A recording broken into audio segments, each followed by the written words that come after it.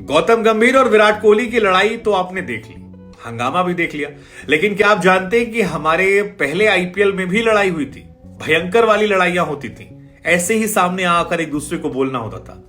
पहले ही आईपीएल में खिलाड़ी दूसरे खिलाड़ी के चेहरे पर मुक्का मार दिया था, तो एक खिलाड़ी ऐसा भी था जिसने बल्ला उठाकर जमीन पर पटक दिया था, एक खिलाड़ी जिसने गेंद सामने वाले बैट्समैन पर मार दी थी। 2008 में खूब लड़ाइयां हुई हैं, 2013 में खूब लड़ाई हुई है, 16 में लड़ाई हुई है। ऐसे भी मैचेस आए जहां पर खिलाड़ी एक ही टीम के एक दूसरे की तरफ मारने के लिए आ रहे थे, लेकिन फिर बाद में नॉर्मल हो गया। हमें लगा कि आईपीएल के किस्से कहानियों को जोड़कर आज आपको सुनाते हैं 5 ऐसे किस्से जो आईपीएल इतिहास के सबसे ज्यादा लड़ाई झगड़े वाले रहे। Shane Warne versus Sourav Ganguly, दो बहुत बड़े खिलाड़ी अंतरराष्ट्रीय स्तर के जो आईपीएल के पहले सीजन में बढ़ गए।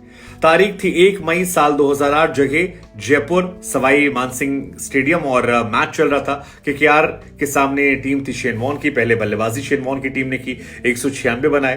केकेआर बैटिंग करने आई, दादा बैटिंग कर रहे थे, एक शॉट मारा, पीछे गया और ग्रेम स्मिथ दौड़े दौड़े आए और कैच पकड़ लिया। अंपायर ने दिया आउट, लेकिन दादा को लगा कि यार हम आउट नहीं है, और इसके बाद दादा ने अंपायर से कहा, उस जमाने में रिव्यू नहीं हुआ करते थे कि आप कह दे कि भाई साहब चेक कर लीजिए, और ये बात शेन वॉर्न को नागवार गुजरी। शेन वॉर्न पहले अंपायर से भिड़ते हैं, फिर गांगुली से भिड़ते हैं, फिर थर्ड अंपायर उधर कई सारे एंगल से देखते हैं और उन्हें क्लियर नहीं होता है और बेनिफिट ऑफ डाउट जो है गांगुली को देते हैं। बस फिर क्या था, शेन वॉर्न ने जबरदस्त तरीके से लड़ाई की, कहा कि एक दिन न्याय की जीत होगी, तुम फालतू गलत काम कर रहे हो। हालांकि अगले ओवर में गांगुली आउट हो गए थे कि क्या मैच हार गई थी, लेकिन इस इंसिडेंट ने बहुत बड़ा बवाल काटा था और गांगुली और शेन वॉर्न ने इस मैच के बाद भी बहुत सारे स्टेटमेंट दिए थे। मतलब ग्रेम स्मिथ ने भी कहा आउट था, शेन वॉर्न ने बहुत कुछ कहा। गांगुली ने बाद में कहा कि शेन वॉर्न के वो तो बिल्कुल अधिकार नहीं कि वो क्रिकेटिंग स्पिरिट के बारे में बात करें, और वो बिल्कुल ऐसे नहीं है, वो बहुत बार कर चुके हैं, मैंने जो किया वो मेरे अधिकार क्षेत्र में था, अंपायर से बात करना मेरा हक है। उधर शेन वॉर्न ने कहा था कि क्रिकेटिंग स्पिरिट के खिलाफ है। खैर जो भी था, काफी दिनों तक ये बवाल चला और ये एक टॉप फाइट। अगली लड़ाई जो है वो है केरन पोलार्ड और मिचेल स्टार्क की। ये वाली बहुत भयंकर लड़ाई थी। मतलब इस टाइम पे मिचेल स्टार्क भी अपने पीक पर थे और केरन पोलार्ड भी अपने पीक पर थे। 4 विकेट गिर गए थे मुंबई में। रोहित शर्मा और केरन पोलार्ड बल्लेबाजी कर रहे थे। मिचेल स्टार्क आते हैं, तीखी बाउंसर मारते हैं 141 की स्पीड से, और पोलार्ड को लगती नहीं, शॉट मारने कुछ बॉल मिस होती है। उसके बाद मिचेल स्टार्क आते हैं पोलार्ड के पास, कुछ उन्हें कहते हैं, पोलार्ड कहते हैं चल चल। अगली गेंद आती है, पोलार्ड मिचेल स्टार्क दौड़ते हैं, पोलार्ड हट जाते हैं आखिरी मोमेंट पे। कई बार हमने देखा कि बल्लेबाज हट जाते हैं टीज करने के लिए। मिचेल स्टार्क जो रनअप ले चुके थे, उन्हें गुस्सा आता है, वो अपनी बॉल को फेंक देते हैं स्टंप की तरफ। केरन पोलार्ड का चेहरा तमतमा जाता है और पोलार्ड बैट उठाते हैं और सामने फेंकने की कोशिश करते हैं, बैट नीचे गिर जाता है। अब वो सामने फेंकना चाह रहे थे, गिर गया या नीचे ही मार दिया, लेकिन जिसने देखा उसके होश फाख्ता हो गए। मतलब ये क्या था, ये एक्चुअली लोगों को समझ नहीं है। बहुत खतरनाक सीन था ये, और इस दिन कोई बहुत बड़ी घटना हो सकती थी। लेकिन इसके बाद क्रिस गेल पहुंचते हैं, अंपायर पहुंचते हैं, शांत कराते हैं। केरन पोलार्ड कहते हैं उसकी गलती, उसने बॉल फेंकी मेरी तरफ।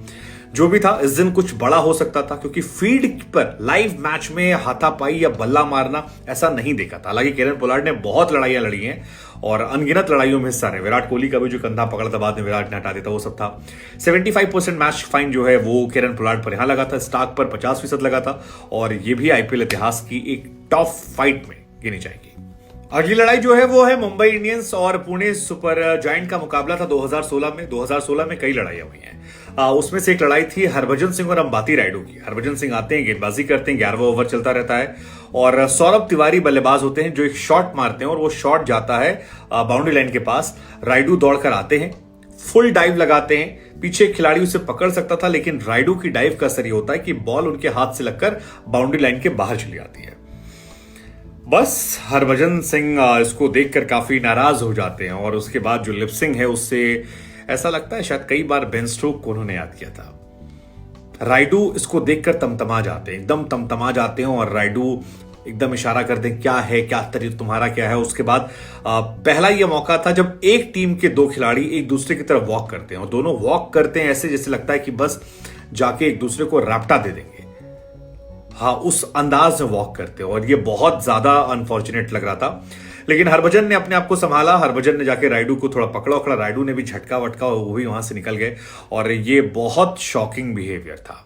इस बारे में दोनों ने बाद में बातें की। रायडू ने कहा कि इस शॉट को देखकर मैं शर्मिंदा होता हूं जब भी ये आता है, और मैंने भज्जी से कई बार माफी मांगी। हरभजन ने भी कहा कि यार मैंने बहुत ओवर रिएक्ट कर दिया था, मुझे नहीं करना चाहिए था सब। मैं सीनियर खिलाड़ी था, उससे बॉल मिस हो गई, बॉल मिस हो जाती है, लेकिन फील्ड में इतनी गर्माहट अच्छी नहीं थी। खैर जो भी था, उस दिन भी कुछ कांड हो सकता था, बच गया। इसके बाद नंबर 2 पर जो लड़ाई है वो है गौतम गंभीर और विराट कोहली की। साल 2013 था, KKR वर्सेस RCB मैच चल रहा था।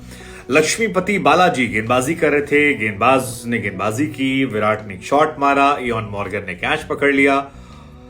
उसके बाद विराट जाते हैं, लेकिन तभी जब वो देखते हैं बालाजी गंभीर की तरफ, और गंभीर का जश्न मनाने का तरीका जो है उनको रास नहीं आता। विराट तमतमा जाते हैं, विराट रिएक्ट करते हैं, गंभीर उनकी तरफ अपने टिपिकल अंदाज में आते हैं, दोनों एक दूसरे से भिड़ने की कोशिश करते हैं, और उसके बाद भाई साहब जबरदस्त तरीके से लड़ाई हो गई। मतलब ये तो गनीमत थी कि रजत भाटिया वहां पर आए, रजत भाटिया ने इनको दूर किया, वैसे ही जैसे अमित मिश्रा ने इस बार दूर किया था गंभीर और इनको, और भयंकर वाली लड़ाई दोनों के बीच में हुई। उसके बाद हालांकि विराट चले गए, डगआउट में बैठ गए, लेकिन डगआउट में भी उनका चेहरा जो था वो एकदम तमतमाया हुआ था, एकदम लाल भभक्का चेहरा जो था वो देखने को मिला।